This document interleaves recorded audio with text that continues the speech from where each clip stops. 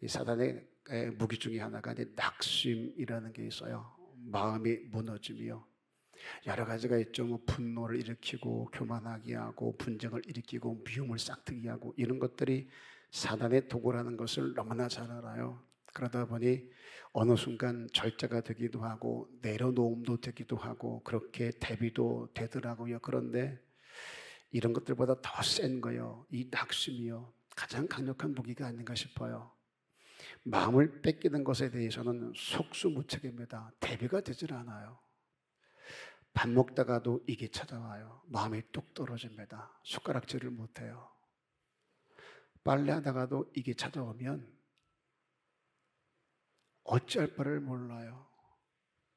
심지어 예배하다가도 이게 찾아올 때가 있습니다. 설교를 듣다가 마음이 떨어짐을 느낄 때가 있고요. 찬양을 하다가도 마음을 뺏길 때가 있어요. 이게 찾아오면 순식간에 다 무너져 버립니다. 마음 뺏겨보세요. 다 잃어요. 이런 마음이 들어요. 이게 뭔가.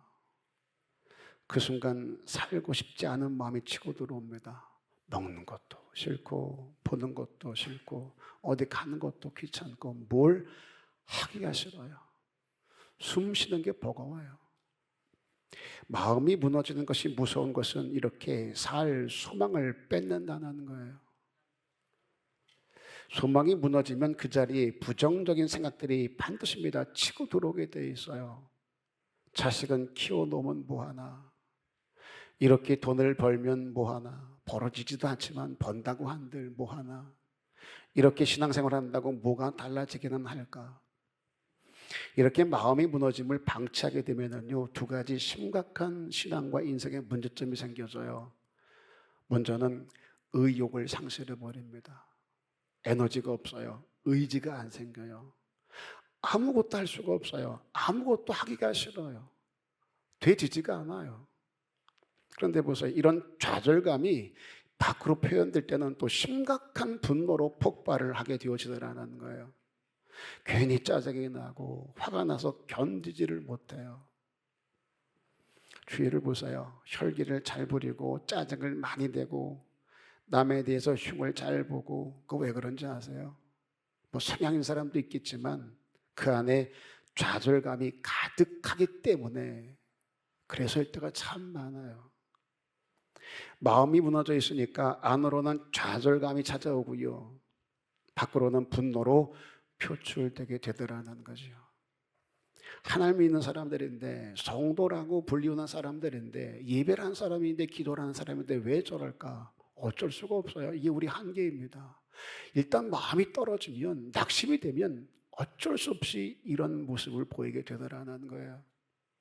이게 뭔가 자식 새끼 키워놔봐도 소용없는 것 같고 교회를 위해서 죽도록 충성을 했어도 아무짝에 쓸모없는 것 같고 누가 알아주기를 하나, 알아준다 한들 뭐 달라지는 게 있기를 하나. 그러니까 성질이 나고 그러다가 누가 눈에 거슬리면 그쪽으로 그냥 쏟아지는 거예요. 마른 하늘에 날벼락이라는 말 들어보셨죠? 어디가 많은 줄 아세요? 교회가 이런 게 많아요. 마른 하늘에 날벼락. 나도 모르게 내가 시한폭탄이 돼가고 있고 지뢰가 돼가고 있더라고요. 시간 되지만 그냥 터져버리고요. 누가 나 잘못 건드리면 뭐 별것도 아닌데 대단한 것도 아닌데 그냥 터지는 거예요. 마음이 전부 무너져 있어서 그런 거예요. 옆 사람 봐봐요. 이렇게 봐봐요. 뭐라고 써 있어요 거기에요? 나 건들지 마. 읽혀지세요? 당신의 얼굴을 보고 내 신바람이 절로 납니다. 막 인사하고 나 때문에 당신이 먹겠으면 좋겠습니다. 인사하고 시작하지만 실제 우리의 모습은 뭐예요? 건들지 마. 그 중에 제일 심각한 것은 예배할 때도 화가 난다는 거예요. 예배할 때도. 설교를 들으면 은혜가 되고 감동이 되고 일어났던 분도 사가지고 억울했던 마음도 풀어주고 모든 결박이 끊어지고 아멘 하지 마세요. 그래야 되는데 결단이 돼야 되고 그런데 이게 안 되고 막 짜증이 나고 화가 나는 거예요. 가뜩이나 힘들어 죽겠는데 겨우 나왔는데 목사까지 불지른다. 누가 몰라서 못하냐고 그거를. 그리고 지금 내가 얼마나 힘든데 지금 위로를 해주고 그래도 괜찮다고 격려하고 잘했다고 칭찬을 하고 걱정하지 말라고 그럴 수 있다고 덮어주고 그래도 지금 내가 견딜까 말까인데 교회까지 왜 스트레스를 주는지, 이거 잘못됐다, 왜 저렇게 했냐, 이러니까 안 되는 거다, 믿음이 없다, 뭐 더 기도하자. 사단의 가장 강력한 무기가 바로 이거예요. 마음의 무너짐이요. 마음을 떨어뜨려요. 아주 바닥까지 처박아 놓습니다.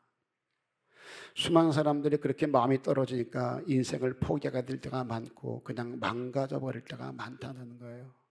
당부드립니다. 그래서 여러분의 그 마음을 지키려고 최선을 다할 수 있으셔야 돼요. 잠언에서 그러잖아요. 무엇보다 네 마음을 지키라고요. 생명이 거기서 비롯된다고요. 오늘 읽은 본문인 여호수아서는요, 엄청난 위기로 시작이 되어집니다. 1장 1절에 보면 여호와의 종 모세가 죽은 후에로 시작이 되어져요. 이스라엘을 출애굽시킨 자가 모세였습니다. 그렇게 가나안까지 가자고 이스라엘 백성들을 출애굽을 시키는 거예요. 그런데 가나안은 들어가 보지도 못하고 모세가 죽었어요. 거기서 마음이 무너지기 시작합니다. 그럼에도 이스라엘은 여차저차 결국 가나안에 들어가긴 했어요. 그런데 그냥은 아니더라고요. 기억하세요. 하나님의 일은 하나님이 하세요. 그러나 그럼에도 불구하고 우리가 해야 될 우리 몫이 있다라는 거예요. 먼저는 끝까지 바라보자. 어려운 거 아니잖아요. 뭐 하라는 거 아니잖아요. 그냥 끝까지 바라보자.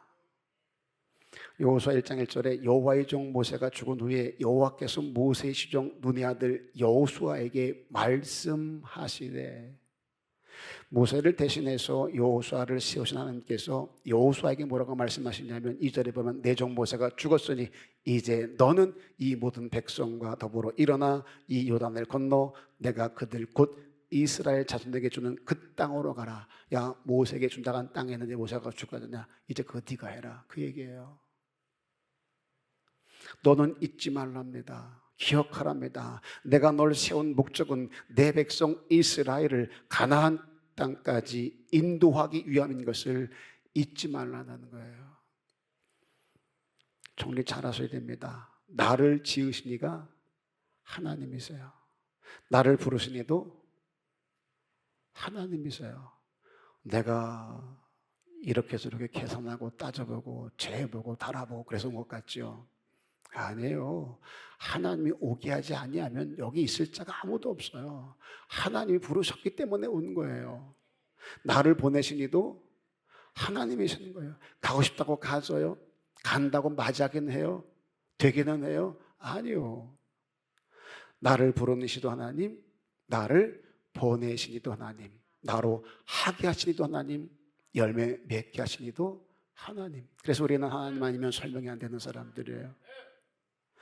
그 하나님이 나를 지으신 이유가 분명히 있습니다. 나를 부르신 목적이 있다는 거예요. 그래서 그렇게 나를 보내신 곳이 있다는 거죠.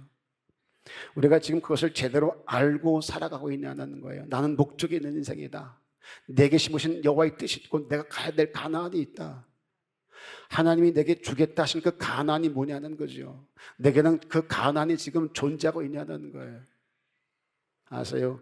그 가나안이 분명해야 마음이 무너지면서 이길 수 있고 일어날 수 있는 거예요. 나를 부르신 목적, 내가 살아야 될 이유가 하나님께서 비롯됐습니다. 그것을 붙들고 있어야 내가 견딜 수 있고 이길 수 있는 거예요. 지난 시간 말했죠. 어린 친구들이 왜 자꾸 극단적인 선택을 할까? 그래도 살아야 될 핑계거리 하나 없어서. 마찬가지예요. 신앙에서도 마찬가지, 우리도 마찬가지예요. 내가 살아야 될 목적을 잃어버리면 갈 바를 모르는 거예요. 허무해집니다. 짜증날 수밖에 없죠. 외선하십시오. 하나님이 저를 시마다 때마다 부르시고 금식하며 기도하게 하신 이유가 있습니다. 네 가나안 너 그거 잊지 말라는 거였어요. 힘들면 힘을 주고 뭐 돈을 주고 사람 보내주고 내가 원하는 대로 이루어지고 뭐 능력을 주고 기적을 일으키는 능력 있는 목사가 되게 해주고 이런 거 아니었어요. 절 부르시고 금식하게 하시고 깨닫게 한 건 딱 하나입니다. 잊지 마. 네 가나안 잊지 마. 어느 날은 금식하게 하시고 13일째 되는 날 묻더라고요. 너 양들을 사랑하니? 깜짝 놀랐어요. 아니 목사가 양들을 사랑하지 않고 어떤 목회를 합니까? 반문했어요. 대처 제 마음에서 일어나는 생각이에요. 너 양을 사랑하는 거니? 네 목회를 사랑하는 거니? 하나님이 내게 원하는 게 무언가를 정확히 알고 나를 통해 이루실 일들에 대해서 분명한 확신을 가지고 뛰지 아니하면 넘어지는 것은 순식간이에요. 당부드립니다. 여러분의 가나안은 뭔가요? 여러분의 가나안은 어디인가요? 그 가나안을 놓치지 말고 끝까지 바라볼 수 있기를 주의 이름으로 부탁을 드립니다. 출애굽한 사람들 중에 가장 불쌍한 사람들 중 하나가 누구냐면 섞여 나온 무리였습니다.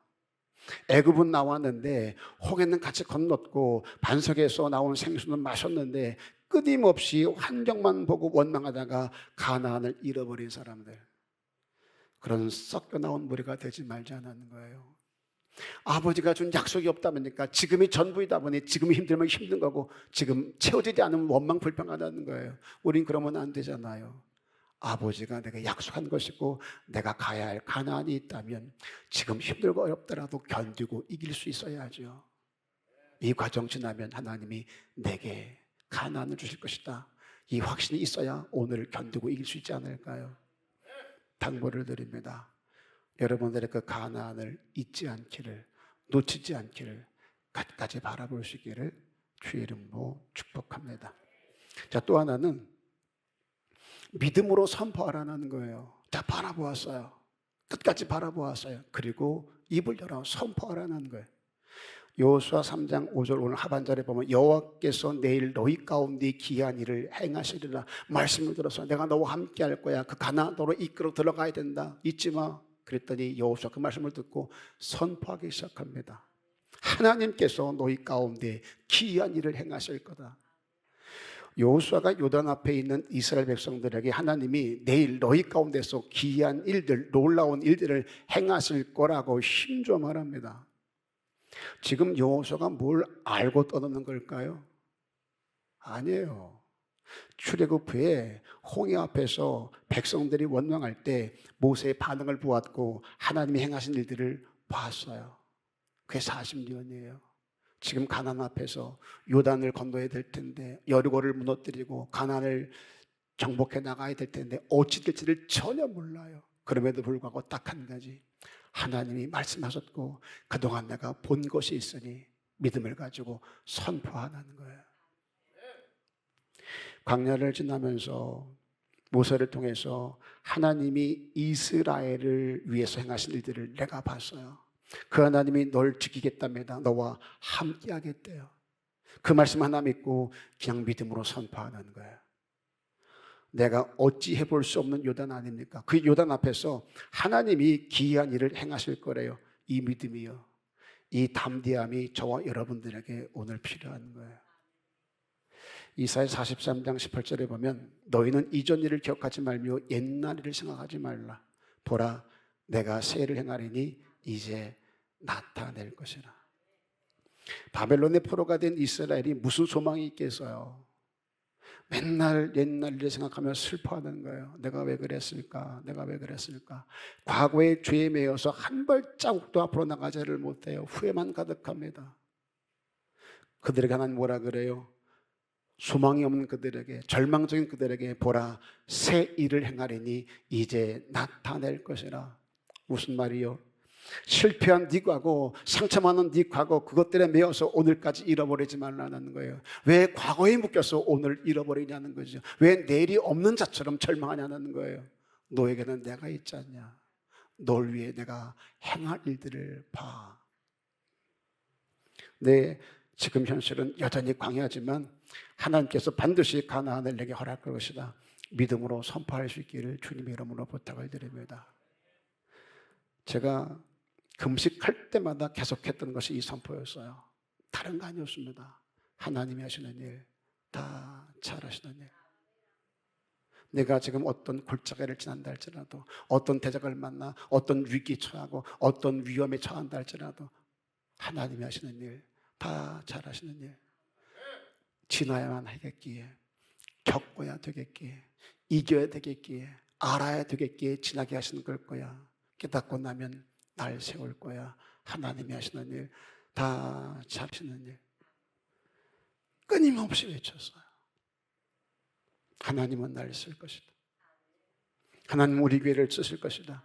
내게 준 그 비전을 꼭 이루어 주실 것이다. 하나님은 하신다. 수없이 외쳤어요. 민수기 14장 28절에 보세요. 너희 말이 내 귀에 들린 대로 행하리라. 똑같은 환경에서 원망 불평하는 것보다 믿음을 가지고 말씀이 이루어지기까지 확신 가지고 선포하는 게 훨씬 낫지 않겠냐는 거예요. 말 잘하자고요. 어떤 경우에도 원망이나 불평하지 말자고요. 판단하지 말자고요. 탓하지 말자고요. 그러다 광야에서 전부 죽은 자들 있잖아요. 우리는 보았으니 그 힘듦 앞에서, 그 어려움 앞에서 원망 불평 대신 모세처럼, 여호수아처럼 믿음으로 선포하는 저와 여러분 다 될 수 있기를 주님의 이름으로 부탁을 드립니다. 여러분 토끼하고 거북이 아시지요? 누가 이겨요? 거북이요. 인문학자가 이걸 보고 말이 안 된다는 거예요. 아니, 애들한테 그냥 교훈을 주려고 지어놓은 통화인데 그냥 받아주면 좋은데 이걸 목사님이 들고 설교를 했더니 인문학자가 들고 나와가지고 말이 되는 소리냐고, 불공정하다는 거죠. 어떻게 거북이하고 토끼가 땅에서 경쟁을 할 수 있느냐, 불공정하다. 토끼는 묻에서, 거북이는 물에서. 그래야 공정한 싸움이다. 왜 애들한테 준 교훈을 가지고 막 인문학자가 되고 일어나서 뭐라 그러더라고요. 다시 말씀드릴게요. 따지지 마세요.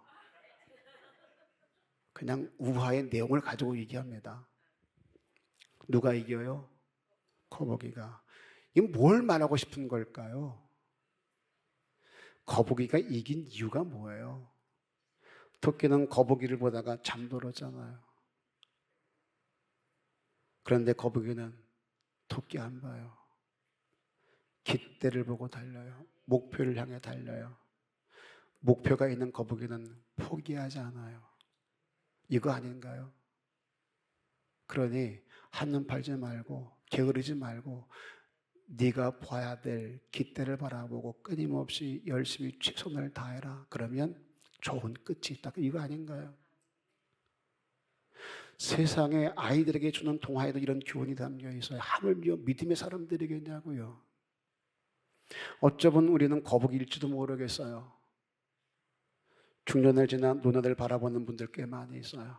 젊은 청년들은 3포 시대, 5포 시대, 지금 7포 시대, 이제 포기를 말하기도 힘들어요. 살 소망이 없잖아, 이 땅에요.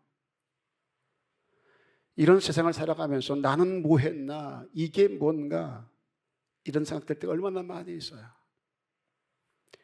그러나 우린 믿음의 사람들이니, 우리를 위해 세운 표대가 있는 사람들이니 우리 끝은 여기가 아님이 분명하니 절망하지 말자는 거예요. 세상과 똑같이 7포 시대다, 그래서 그것 때문에 열받아 하고 살기 힘든 세상이라 그것 때문에 절망하고 이러지 말자고요. 그들에게 뭔가 빛이 되어줄 수 있고 소망이 되어줄 수 있는 그런 자들이 우리여야 되지 않겠냐는 거예요. 옆 사람 보세요. 그런 소망이 생겨요. 다시 물어볼게요. 옆 사람 보세요. 그런 소망이 생겨요. 아멘을 막 부르짖어야 되는데 아멘을 해야 되나 말아야 되나. 더딜지는 모르지만 하나님이 우리에게 주신 가난이 있잖아요. 다 있잖아요.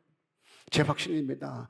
우리가 쉬거나 포기만 하지 아니하면, 선포하고 계속 전진하면 반드시 주실 것이다. 전 이게 조금도 의심이 되지 않아요. 옆 사람에게 확신을 가지고 이렇게 말해줍니다. 잘 되고 있습니다. 우리 형편과 처지 관계없어요. 하나님의 뜻은 여기서 이루어지고 있고 하나님의 계획은 성취되어 가고 있으니 잘 되고 있는 거예요. 어느 날 어느 시에 하나님이 하셨구나. 그 일이 오늘을 위해서 있어야만 했구나.